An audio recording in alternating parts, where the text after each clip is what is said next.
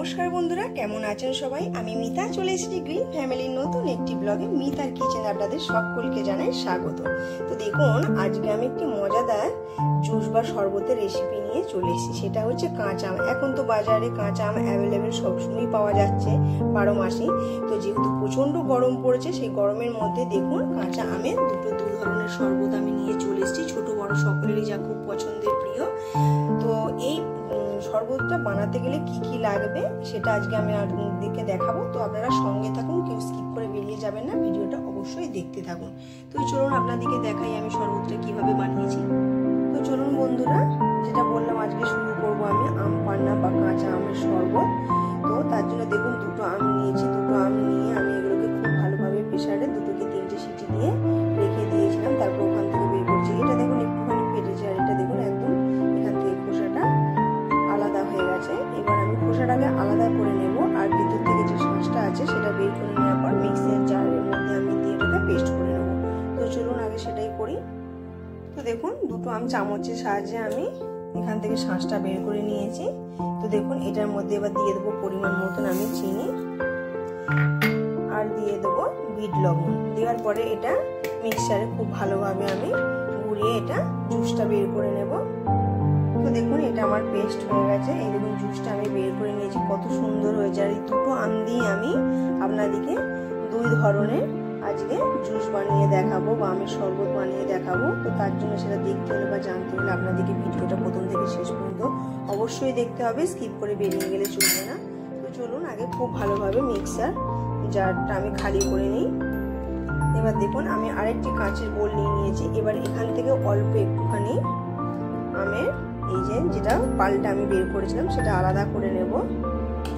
যেহেতু 2 ধরনের আপনাদেরকে আমি শরবত বা জুস দেখাবো। তো বেশ ঠিক আছে, চলুন এবার 2টো গ্লাস নেব। তো দেখুন এখানে 2টো গ্লাস আমি নিয়ে নিয়েছি। এবার এইটা বানানোর জন্য আমি একটা মশলা তৈরি করব। চলুন দেখুন আমি কি কি নিয়েছি। এখানে নিয়েছি গোটা মৌরি আর গোটা জিরে। এটাকে শুকনো খোলায় একটু আমি ভালো করে রোস্ট করে গুঁড়িয়ে নেব। তো দেখুন মশলাটা আমার হয়ে গেছে, গ্যাসটা আমি বন্ধ করে দিয়েছি। এবার শিলের মধ্যে এটা গুঁড়িয়ে আমি একটা পাউডার তৈরি করে নেব আগে।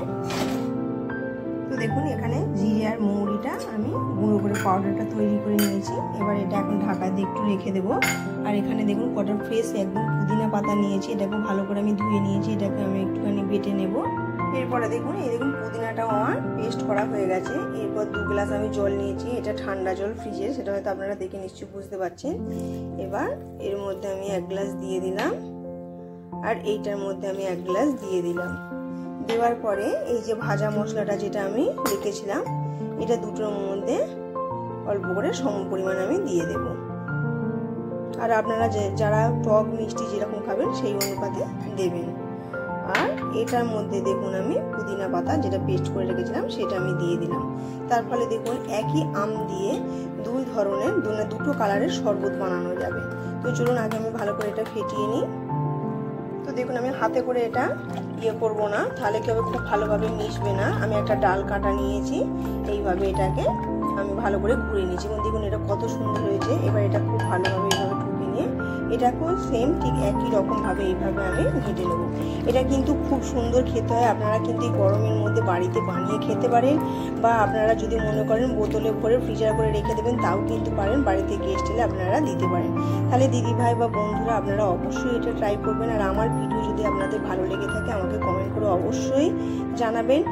পুরনো বন্ধুরা দিদিরা আমার পাশে আছেন আমি জানি। নতুন বন্ধুরা যারা আমার ভিডিও দেখছেন, লাইক করছেন, কমেন্ট করছেন, কিন্তু সাবস্ক্রাইব করছেন না, তারা সাবস্ক্রাইব করে আমার পাশে রয়ে যাবেন। তো চলুন এবার 2টো গ্লাসের মধ্যে আমি নিয়ে নেব। তো দেখুন এবার এই পাত্র দুটোকে আমি একটু আলাদা জায়গায় সরিয়ে রেখে এখানে গ্লাস দুটো আমি নিয়ে নেব। 2টো গ্লাস আমি দেখুন নিয়ে নিলাম। তো দেখুন 2টো গ্লাসের মধ্যে আমি একটু করে আইস দিয়ে দেব। আইসটা দিলে কি হবে, খুব ভালো লাগবে। 3 টুকরো করে আইস দিয়ে দিলাম, আপনারা চাইলে বেশিও দিতে পারেন।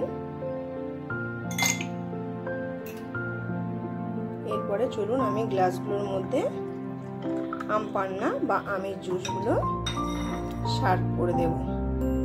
এটা এত সুন্দর খেতে হয় কি বলবো গরমের মধ্যে।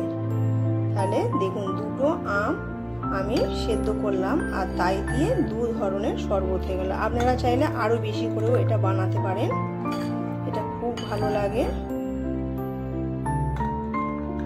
কত সুন্দর লাগছে দেখুন।